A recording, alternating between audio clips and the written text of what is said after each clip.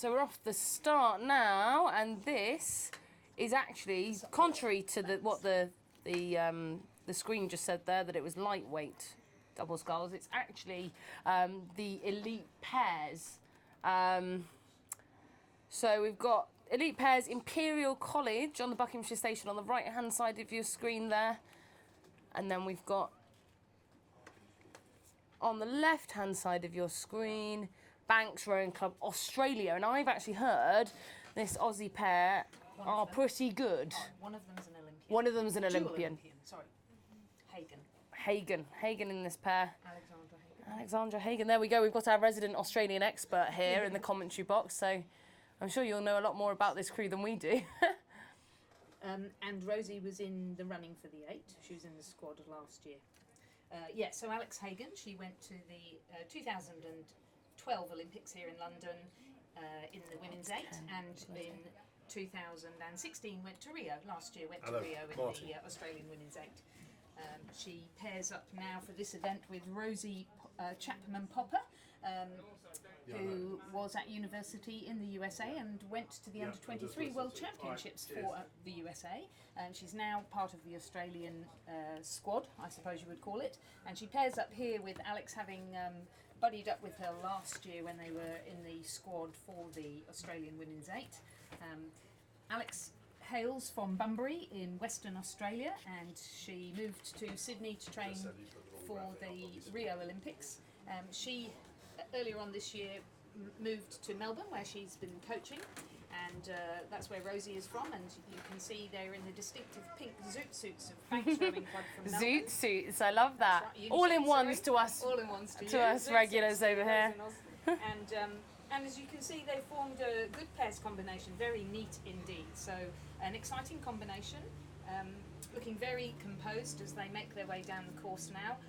I haven't actually checked the entries for Henley Royal, but I would imagine that they're going to race in the new pairs event there and get themselves up in the running again to join our new centralised training programme for women, which is in Penrith, just outside Sydney.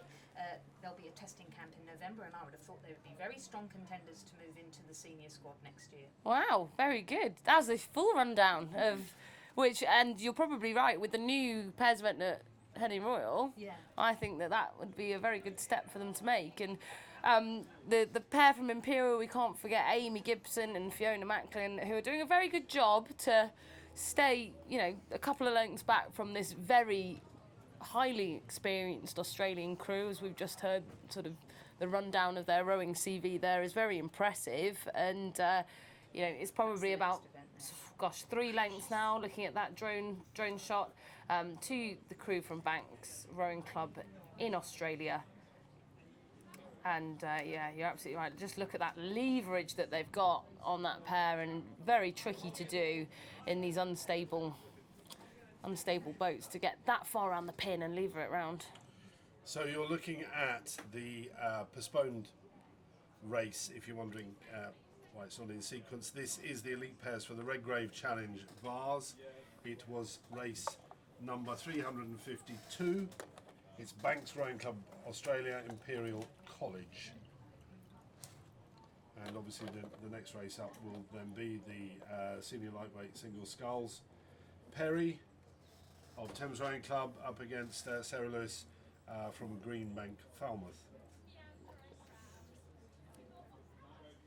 And you're watching this Australian pair who do look most certainly a class act. They're making their way now down to the finish. They're just approaching the end of Upper Thames enclosure and making their way down through to the finish, which is just beyond the chairman's enclosure down at Remenham Club.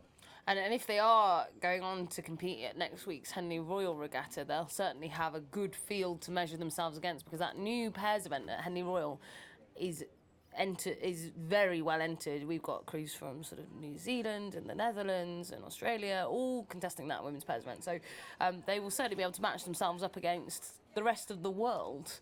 And if you look there at the top right-hand side of your screen, we have a memorial row past, and this is in memory of Beryl Crockford. Beryl Mitchell, as she was known. Beryl Mitchell.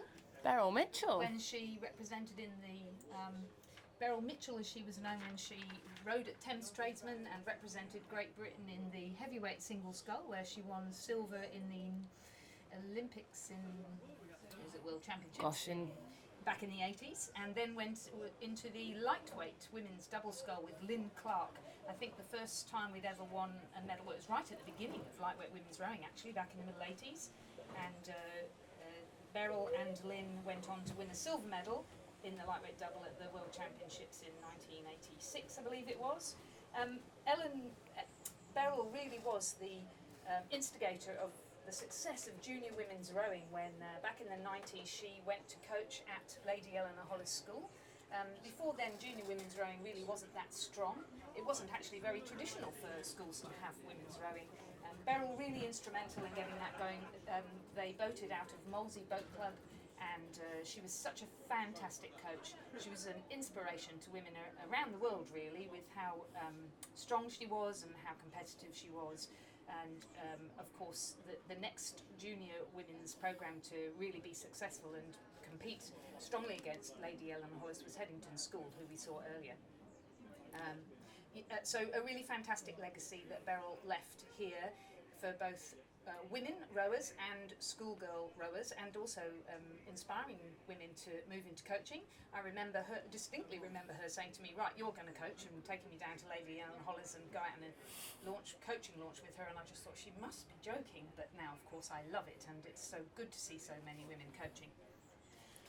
One of the other ways in which Beryl has been an inspiration is that just over a decade ago, she moved with her husband, Duncan Crockford, who used to be captain at Leander, to Australia, and Beryl took up coaching there. There weren't very many women coaching, and Beryl really consolidated herself as a coach of school boy rowing at Sydney Boys High. Everybody was devastated when Beryl passed away earlier this year. She'd had 2 hip replacements and was very excited about how well her legs were working. She was always a keen cyclist. She was out cycling, doing a training cycle around Sydney Olympic Park, and nobody quite knows how it happened, but she cycled into the back of a parked car and was tragically really badly injured, suffered horrific brain injuries, and was on life support for a number of days, and then the decision had to be made. And a very sad decision for Duncan and their son Daniel, but this memorial row past precedes a memorial service at Duke's Meadows at 10:30 next Saturday, the 24th of June, where we're really hoping all of those who